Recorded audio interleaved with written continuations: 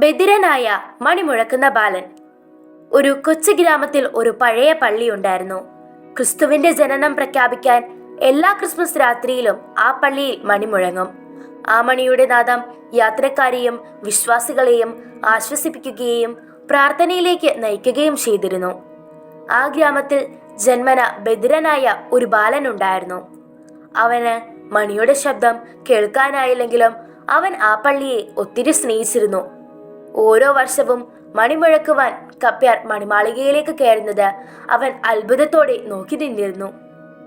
വയോധികനായ കപ്പ്യാർ മണിമുഴക്കുവാൻ കഴിയാതായപ്പോൾ ഗ്രാമവാസികൾ ആശങ്കപ്പെട്ടു.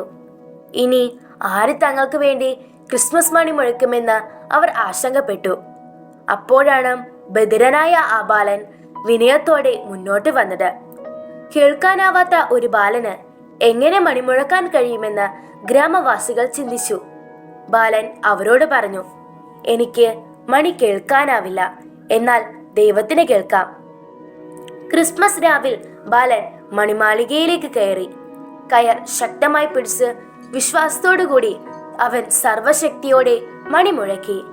അവന് ഒന്നും കേൾക്കാനായില്ലെങ്കിലും മണി ഇതുവരെ ഉണ്ടായിട്ടില്ലാത്ത വിധം ശക്തിയോടെയും മാധുര്യത്തോടെയും മുഴങ്ങി.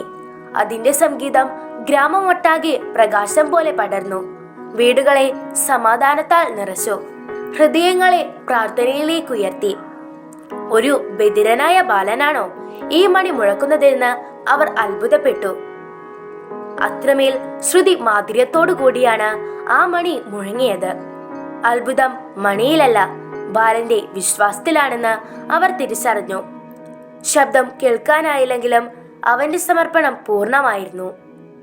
ആ രാത്രിയിൽ ഗ്രാമം പഠിച്ചു, ദൈവം നമ്മോട് മന്ത്രിക്കുന്നത് നാം കേൾക്കേണ്ടത് ചെവി കൊണ്ടല്ല, ഹൃദയം കൊണ്ടാണ്. പ്രിയ കുട്ടികളെ, സത്യമായ ആരാധന നമ്മുടെ കഴിവുകളിലല്ല, നമ്മുടെ സമർപ്പണത്തിലാണ്. ബാലന് മണിനാദം കേൾക്കാനായില്ലെങ്കിലും അവൻ തന്റെ മുഴുവൻ മനസ്സും ദൈവത്തിന് നൽകി. അതിനാൽ തന്നെ ദൈവം അവനിലൂടെ പ്രവർത്തിച്ചു.